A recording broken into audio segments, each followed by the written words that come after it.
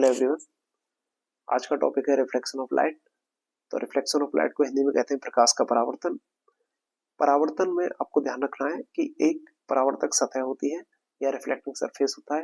Reflecting surface पर कोई भी लाइट रे इंसिडेंट होती है, वो वापस उसी मीडियम में वापस चली जाती है, वापस रिफ्लेक्ट हो जाती है।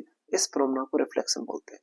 तो रिफ्लेक्शन का मतलब होता है लाइट का आना, रिफ्लेक्टिंग सरफेस से टकराना, टकरा करके वापस चले जाना। इसको बोलते हैं रिफ्लेक्शन ऑफ द लाइट। ठीक है, रिफ्लेक्शन ऑफ लाइट में आपको ध्यान रखना है, यहाँ पर एक लाइन डॉट डॉट में जो खींची गई है वो नॉर्मल है, जो कि रिफ्लेक्टिंग सरफेस से 90 डिग्री कोण बना रहा है। ठीक है, तो हम ये कहेंगे कि इंसिडेंट रे जितना एंगल यहाँ पे बनाती है उसको बोलते हैं angle of incidence. Reflected ray जितना एंगल बनाती है उसको बोलते हैं एंगल ऑफ रिफ्लेक्शन। ठीक है, परावर्तन कोण, और ये होता है आपतन कोण। ठीक है, अब यहाँ पे देखिए लॉ ऑफ रिफ्लेक्शन जो होते हैं वो दो होते हैं। पहला है इंसिडेंट रे, रिफ्लेक्टेड रे और नॉर्मल, तीनों एक प्लेन में लाई करते हैं, सेम प्लेन में। ठीक है, और दूसरा है I इज इक्वल टू होता है R। ओके ओके, अब देखिए नेक्स्ट पॉइंट है आपका विचलन कोण। ठीक है, विचलन कोण इस तरीके से होता है कि जैसे मान लो आपके पास ये रिफ्लेक्टिंग सरफेस है, ये आपने नॉर्मल खींच लिया यहाँ पर,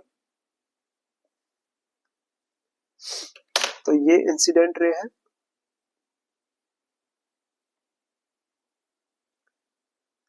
इंसिडेंट रे अगर मान लो ये रिफ्लेक्टिंग सरफेस यहाँ पर नहीं होता तो ये इंसिडेंट रे इस तरीके से आती हो, ऐसे करके निकल जाती अगर ये नहीं होता तो। लेकिन इस सरफेस की वजह से ये ऐसे चली गई, ऐसे चली गई। ठीक है, तो इसका मतलब डायरेक्शन ऑफ इंसिडेंस ये है और डायरेक्शन ऑफ रिफ्लेक्शन ये है। तो ये आनी चाहिए थी ऐसे ही सीधी, लेकिन ऐसे चली गई। इसका मतलब ये इतने एंगल पर घूम गई। ठीक है, तो ये वाला जो एंगल होता है इसको बोलते हैं angle of deviation. Angle of deviation, अगर एंगल ऑफ डेविएशन का वैल्यू आपको निकालना है तो देखिए ये एंगल कितना होता है आई, ये एंगल कितना होता है आर। अब डेल निकालना है तो आप क्या कहोगे, डेल्टा इज इक्वल टू क्या हो जाएगा, ये पूरा एंगल देखो, पूरा यहाँ से लेके यहाँ तक ये लाइन है, इस लाइन पे पूरा एंगल कितना है 180। तो आप क्या कहोगे डेल इज इक्वल टू क्या हो जाएगा 180 degree minus I plus R. ठीक है, और आपको पता है यार आई इज इक्वल टू क्या है R, so del is equal to क्या हो जाएगा 180 डिग्री माइनस 2i।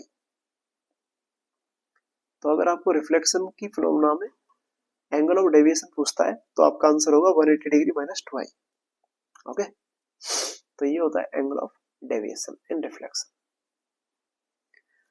अब देखिए अगर मान लीजिए कोई लाइट रे, ये आपके पास रिफ्लेक्टिंग सरफेस है, ठीक है, और यहाँ पर आपने नॉर्मल इस तरीके से ड्रॉ कर रखा है, ये नॉर्मल हो गया, ये रिफ्लेक्टिंग सरफेस हो गया। अगर मान लीजिए कोई लाइट रे जो है वो नॉर्मल के अलोंग ही इंसिडेंट होती है, अगर कोई लाइट रे इस तरीके से इंसिडेंट होती है ऐसे नॉर्मली, तो ये हो गया नॉर्मल इंसिडेंस, नॉर्मल इंसिडेंस। तो अगर कोई लाइट रे नॉर्मली इंसिडेंट होती है, ठीक है, तो रिफ्लेक्टिंग सरफेस के लंबवत अगर कोई प्रकाश की किरण आपतित हो रही है इस तरीके से, तो अब यहाँ पर क्या होगा देखो, आप सोच के देखिए अगर नॉर्मल पे ही आ रही है तो नॉर्मल के साथ कितना एंगल बन रहा है 0। तो आप क्या कहोगे एंगल ऑफ इंसिडेंस कितना है 0। और आप जानते हो in reflection I is equal to 0 है तो आर भी क्या होगा 0, because I is equal to क्या होता है आर, ये दोनों बराबर होते हैं। तो आई बराबर 0 तो आर बराबर भी 0। इसका मतलब ये हुआ कि कोई लाइट रे अगर नॉर्मली इंसिडेंट होगी तो रिफ्लेक्ट भी उसी लाइन पे हो जाएगी, रिफ्लेक्ट भी इसी लाइन पे हो जाएगी, इस तरीके से रिफ्लेक्ट हो जाएगी। ओके, अब सवाल ये आता है कि एंगल ऑफ डेविएशन कितना होगा। तो एंगल ऑफ डेविएशन कितना हो जाएगा, देखो आने वाली डायरेक्शन ये है नीचे की तरफ और वापस जाने वाली डायरेक्शन ये है, तो इसका मतलब कितना हो गया 180 डिग्री। तो एंगल ऑफ डेविएशन इतना हो जाएगा, और निकालना चाहो तो ऐसे लिख लो, डेल्टा इज इक्वल टू क्या उतना होता है 180 डिग्री माइनस 2i। आई का वैल्यू क्या है 0, तो कितना हो जाएगा 180 डिग्री। ठीक है, since I is equal to क्या है 0 डिग्री। ओके, तो ये होता है क्लियर। तो ये हो गया normal incidence on reflecting surface.